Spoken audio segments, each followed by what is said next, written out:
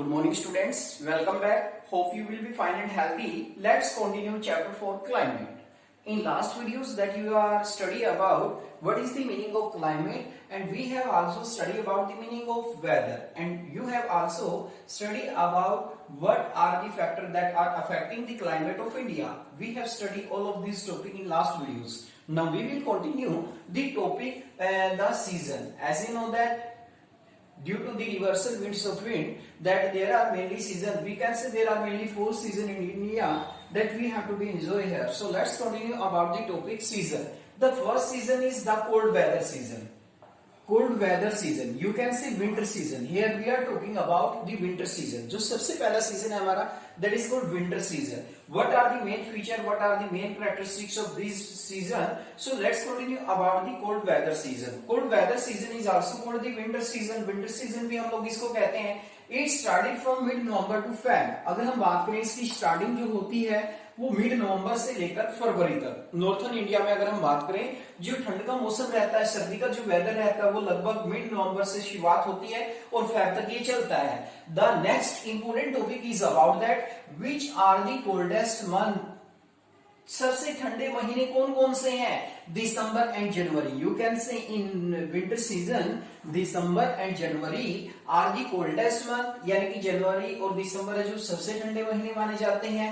The average temperature of Chennai, here we are comparison about the temperature of the peninsula part of India and the temperature of the northern plain. As you know that the temperature of the peninsula part is not mainly differentiate, so that is the some temperature. You can say some temperature रहता है वहां पर, moderate temperature रहता है. The average temperature of Chennai, अगर हम सर्दियों में चेन्नई की बात करते हैं, the temperature is 24 degree Celsius to 25 degree Celsius. तो वहां का टेम्परेचर 24 डिग्री सेल्सियस से लेकर 25 डिग्री सेल्सियस तक रहता है. नॉर्थन प्लेन के बारे में यदि बात करते हैं तो in winter season the temperature of the northern plain is 10 degree to 15 degree Celsius. That is most important point, you must have to remember. देखिए यहाँ पर हमने पेनिनसुला पार्ट्स के भी बारे में बात की, नॉर्थन प्लेन के बारे में भी बात की.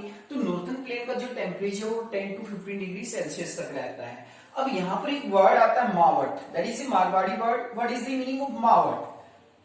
The winter rain. Winter rain यानी कि जो सर्दी में बारिश आती है, the winter rain that is called mawat. उसी को हम लोग मावट कहते हैं. It is useful for rabi crop. जो रबी क्रॉप होती है, रबी क्रॉप के लिए से बहुत ही यूजफुल माना जाता है. Mainly if we are talking about the wheat, gram and mustard.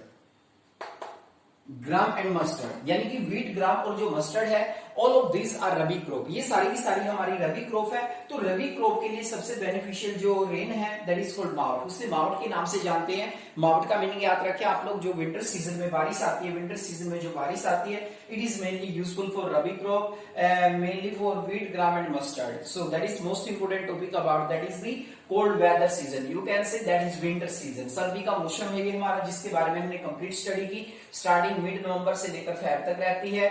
सबसे ठंडे महीने दिसंबर और जनवरी है. The average temperature of Chennai, here we are comparison about the northern plain और the coastal area. Coastal area और नॉर्थन प्लेन का यदि हम लोग कंपैरिजन करते हैं, यहाँ पर देखिए नॉर्थन प्लेन में अगर हम बात करें temperature 10 to 15 degree Celsius. If we are talking about the peninsula part of India like that Chennai, Chennai का टेम्परेचर है वो यहाँ पर देखेंगे 24 डिग्री सेल्सियस से लेकर 25 डिग्री सेल्सियस तक आप लोगों को देखने को मिलेगा. So that is most important. As you know that the mawat, मावट क्या होता है? Winter rain. Winter rain is also called mawat. It is also useful which crop? Rabi crop. Which crop? Wheat, gram and mustard specially that is beneficial for these crops. So mavat is an important rain that have to be in winter season. That is most important topic students. Now the next season is the hot weather season. You can say summer season. जो next topic रहेगा हमारा वो रहेगा hot weather season के बारे में. यानी कि जो हमारा हॉट वेदर सीजन है it is also called summer season. इसको हम लोग यानी कि गर्मी का मौसम भी कहते हैं. आप लोग जानते हैं कि समर सीजन के बारे में what are the main characteristics. So let's continue and discuss about detail the hot weather season, summer season. Due to the apparent movement of the sun, the global heat belt shift northward. कहते हैं कि जो apparent movement होती है, जो सन की movement हम लोग देखते हैं, उससे जो ग्लोबल हीट बेल्ट है वो शिफ्ट हो जाती है नॉर्थ की ओर. As such from March to May. Generally अगर हम बात करें तो मार्च टू में आप लोगों को ये देखने को मिलेगा कि जो सन है, सन की मूवमेंट के कारण यानी कि जो हमारी जो सबसे ज्यादा हीट बैंड है वो कहाँ शिफ्ट हो जाती है, नॉर्थवर्ड, यानी कि नॉर्थ की तरफ, उत्तर में शिफ्ट हो जाती है। तो उत्तर में इंडिया कौन से उसमें आता है, नॉर्थन हेमिस्फीयर में, तो नॉर्थ में यानी कि गर्मी की शुरुआत हो जाती है। मेनली कौन से मंथ है, मार्च एंड मई। मार्च और मई में आप लोगों को देखने को मिलेगी। इन मार्च देखिए यहाँ पर टेम्परेचर का भी डिफरेंशिएशन होता है। अगर हम मंथली बात करें, अप्रैल में आपको अलग टेम्परेचर देखने को मिलेगा, मार्च में अलग, मई में अलग, ठीक है ना। इस तरीके से आप लोग टेम्परेचर का भी कंपैरिजन कर सकते हैं। देखिए इसलिए in March the highest temperature is 38 degree Celsius recorded in the Deccan plateau, यानी कि जो डेक्कन प्लेट्यू है हमारा, दक्कन का पठार है, जो वहां पर हाईएस्ट टेम्परेचर जो हमें देखने को मिलेगा मार्च में वो है 38 degree Celsius. That is most important point. Highest temperature in March month, the highest Deccan plateau की अगर हम बात करें तो 38 डिग्री सेल्सियस तक यहाँ का टेम्परेचर चला जाता है। In April Gujarat and Maharashtra temperature is 42 degree Celsius. अगर हम अप्रैल मंथ की बात करते हैं, गुजरात और महाराष्ट्र का जो टेम्परेचर है we can say that 42 degree Celsius, वो हमें 42 डिग्री सेल्सियस तक देखने को मिलेगा।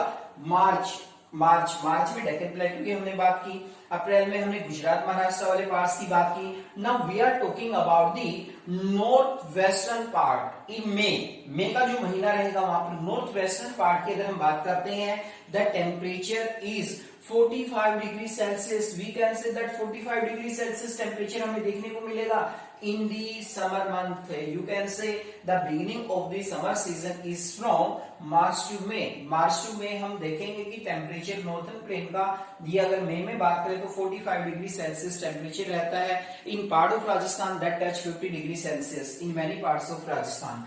That are some other features of the summer season, that is Loo. As you know that these are the gusty or hot winds that were blow in the summer season. Loo क्या होता है, लू एक word है जिसका मतलब होता है गर्म और शुष्क जो पवनें चलती हैं गर्मी के मौसम में, उन्हीं को हम लोग लू कहते हैं। These are the three topics that we must have to be remember all of these. लू, सबसे पहले अगर हम बात करें लू के बारे में, that is a feature of summer season. Summer season की फीचर्स है।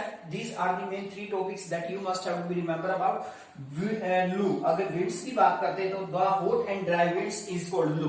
तो जो शुष्क और गर्म पवनें चलती हैं दैट इज कॉल्ड लू, उसको हम लोग लू कहते हैं। लू, ठीक है, गर्मी में चलने वाली जो गर्म हवाएं होती हैं उनको लू कहा जाता है। Generally Kal Baisakhi, Kal Baisakhi is related to the West Bengal. Kal Baisakhi, Baisakhi के मंथ में in West Bengal there is cause of destruction life and lives, you can see this is called Kal Baisakhi. Kal Baisakhi किसे बिलोंग करता है, it belong to the mainly generally अगर हम बात करें वेस्ट बंगाल, वेस्ट बंगाल से बिलोंग करता है काल बैसाखी। काल बैसाखी का मतलब होता है यानी कि in the month of Baisakhi, अपना देसी कैलेंडर होता है उसके अकॉर्डिंग बैसाखी का जो मंथ होता है in western in some part of West Bengal there is a coast destruction due to heavy rainfall in summer season, so this is called Kal Baisakhi. इसलिए इसको हम लोग काल बैसाखी कहते हैं, काल बैसाखी के नाम से जाना जाता है। एंड मैंगो सावर, मैंगो सावर का रिलेशन कौन से कंट्री कौन से स्टेट्स के साथ है, Kerala and Karnataka.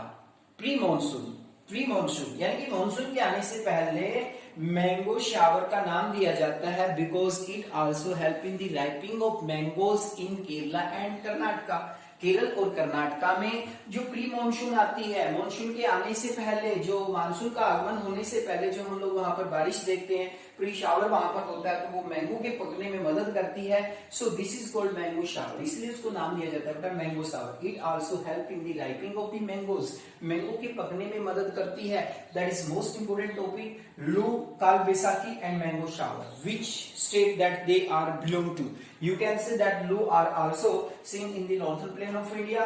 Kal Baisakhi belong to West Bengal, and if we are talking about mango shower, it belong to Kerala and Karnataka. That is most important. All of these are the main feature of the summer season. That is the second season. You can say the hot weather season or summer season. Now we will proceed the topic next, advancing monsoon here we are talking about in last videos about the advancing monsoon. Advancing monsoon का meaning होता है आगे बढ़ता हुआ monsoon. You can से rainy season. Generally आप लोग rainy season को भी कह सकते हैं एडवांसिंग मानसून, यानी कि जब बारिश का आगमन होता है. कब होता है बारिश का आगमन?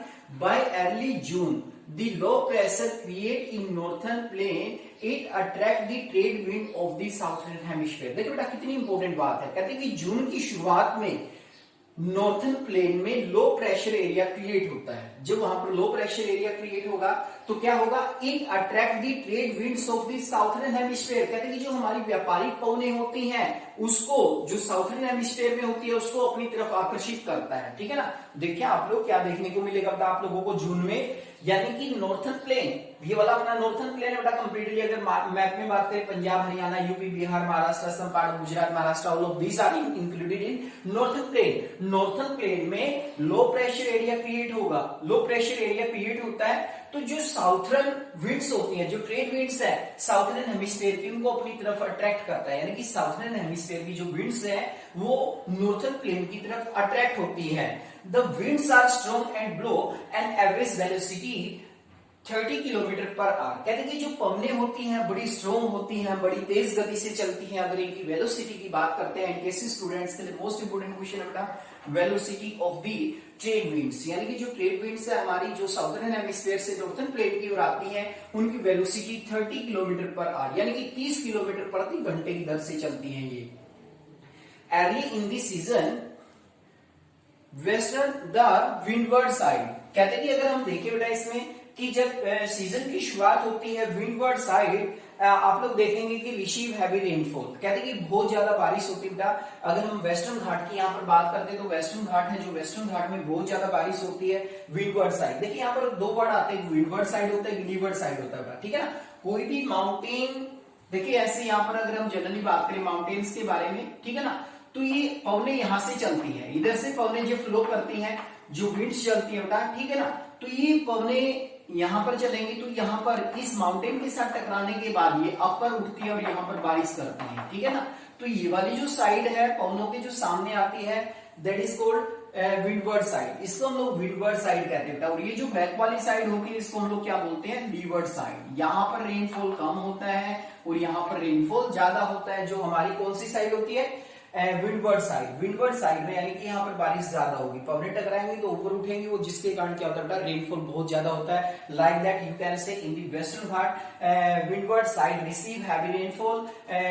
कितना रेनफॉल होता है बेटा? 250 centimeters. Here we are talking about 250 centimeters. So that is called advancing monsoon. I would like to explain. This is also have the map of India. Map of India की सहायता से हम लोग समझेंगे बेटा एडवांसिंग मानसून का meaning क्या होता है. आगे बढ़ता हुआ मानसून और पीछे हटता हुआ monsoon. The next topic is the retreating monsoon. You can say the retreating monsoon का मतलब बेटा पीछे हटता हुआ मानसून. मानसून का ना जनरली हम लोग मानते हैं रेनी सीजन का ना. तो देखिए यहाँ से शुरुआत होती है बेटा जून में. देखो यहाँ पर शुरुआत हमने की थी जून से, तो यहाँ केरला से शुरुआत होती है 1 जून. ये वाला जो पार्ट्स है यहाँ पर आप लोग देख सकते हैं मैप में, ये वाला जो पार्ट्स है ये कवर कर रहा है यहाँ से, यानी कि केरल से ही मानसून का आगमन होता है. और उसके बाद ये जो हमारी विंड्स होती है वो जनरली 2 पार्ट्स में डिवाइड हो जाती है. कुछ पवनें चलती हैं वो अरेबियन सी की तरफ चलती हैं and the next branch is called the bay of Bengal branch. कुछ बंगाल की खाड़ी की ओर पवनें चलती हैं. सो लेट्स कंटिन्यू. 1 जून से बेटा देखो इस वाले पार्ट्स में यानी कि हमारा जो मानसून है उसका आगमन होता है. फिर हम आगे चलते हैं 5 जून में. ये देखिए आप लोग ऊपर वाला पार्ट है कर्नाटका, कंप्लीट यहाँ पर 5 जून यानी कि वाला एरिया कवर कर लिया जाता है 5 जून तक. उसके बाद अगर हम आगे चलते हैं बेटा इसमें 10 जून में देखें this have to be also create the most part of the India. India के अधिकतर पार्ट है मुंबई है. मुंबई में बेटा देखिए आप लोग मुंबई से लेकर कंप्लीट रूप से आप लोग बात करें तो अधिकतर जो पार्ट्स है इंडिया के वो कवर कर लेते हैं. उसके बाद 15 जून गुजरात अपर की तरफ चलती है. गुजरात से लेकर जो अपर पार्ट्स है इंडिया के, ठीक है ना, तो अपर पार्ट को भी कवर कर लेती है बेटा 15 जून. उसके बाद हम बात करते हैं बेटा 1 जुलाई. 1 जुलाई में देखें इंडिया के अधिकतर जो पार्ट्स है वो कवर कर लिए जाते हैं. किसके द्वारा? जो हमारी एडवांस मानसून होती है, मानसून का जो आगमन होता है. तो जनरली अगर हम बात करें बेटा 15 जुलाई तक मोस्ट पार्ट ऑफ इंडिया. देखिए यहाँ पर लास्ट जो है ये 15 जुलाई है.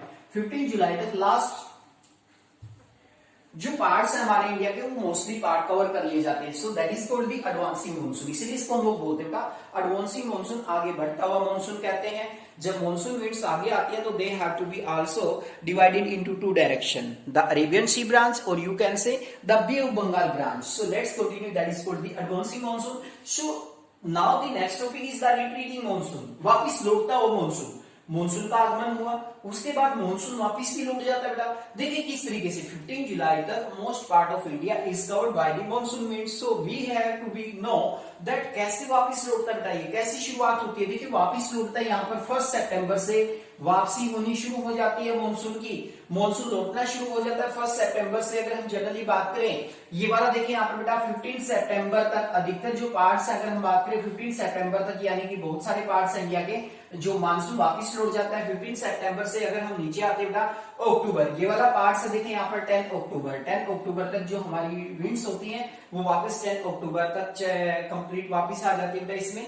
उसके बाद अगर हम बात करें बेटा इसमें, ये देखिए यहाँ पर नवंबर, ये जो विंड्स है हमारी नवंबर तक, और कंप्लीट नीचे की तरफ आप लोग देखेंगे बेटा तो ये हमें देखने को मिलेगा कि 1 दिसंबर, और यहाँ पर इंडिया के मैप से बाहर 15 दिसंबर। आप लोग मैप की सहायता से भी इसको समझ सकते हैं बेटा, द रिट्रीटिंग मानसून, यानी कि वापिस कब तक लौट गया बेटा ये फर्स्ट। मेनली तो हम मानते हैं कि 1 दिसंबर तक इंडिया से वापस लौट जाता है, लेकिन जनरली आप लोग बात करें बेटा 15 दिसंबर तक, यानी कि अधिकतर जो पार्ट्स हैं उनको कवर कर जाता है। दिसंबर के मंथ में देखें तमिलनाडु के अंदर भी काफी सारी बारिश होती है बेटा, जब रिट्रीटिंग मानसून यानी कि जब मानसून का रिट्रीटिंग होती है, वापस होती है। So that is most important topic students, so you have to be remember about all of this topic, the retreating monsoon और the advance monsoon. That is most important question, you have to be know about all of this topic, that is most important topic, the retreating monsoon and the retreating monsoon and the advancing monsoon. You have studied about all of this topic. I have also explained all this topic with the help of map of India. So let's continue the last topic. That is the last topic here given, monsoon as a unifying bond. Monsoon को हम एकता के सूत्र में बांधने वाला भी मानते हैं बेटा। As you know that monsoon is importance. You can see the importance of monsoon in Indian people life. Indian people की लाइफ में जो monsoon की importance है। So let's continue here about this importance of monsoon. The Indian subcontinent, its animal and plants, its agriculture calendar and festival revolves around this. कहते हैं कि generally देखेंगे बेटा आप लोग इंडियन सबकॉन्टिनेंट में जो एनिमल्स है, प्लांट्स है, यहाँ तक कि जो हमारा एग्रीकल्चर कैलेंडर है और जो हमारा फेस्टिवल्स है वो भी ज्यादातर हम लोग मॉनसून के टाइम पर ही सेलिब्रेट करते हैं। Indian people ईगरली awaited this season. कहते हैं कि जो इंडियन पीपल्स है बेटा वो बड़ी उत्सुकता के साथ इस सीजन का वेट करते हैं। क्यों करते हैं? As know that India is agriculture country, और in this season you can say kharif crops are grown. Mainly kharif crop grown की जाती हैं। As you know that kharif crop required a lots of water, so rainy season is also useful for the rabi crop. Rabi crop के लिए बड़ा ही useful रहता है। So let's continue to explain all of this topic. So Indian जो farmers है बेटा वो इसका ईगरली वेटेड करते हैं इस सीजन का, because it is also helpful in the agriculture. And the next you can से these monsoon winds bind the whole country. You can say कि जो monsoon winds होती है बेटा पूरे कंट्री को एकता के सूत्र में बांधने का काम करती हैं। So this is called monsoon as a unifying bond. इसलिए हम लोग कह सकते हैं मॉनसून हमें एकता के सूत्र में बांधने का काम करता है, इंडियन को एकता के सूत्र में बांधने का काम करता है बेटा, बाइंड करने का काम करता है। So that is the most important topic students. So you must have to be study about this topic.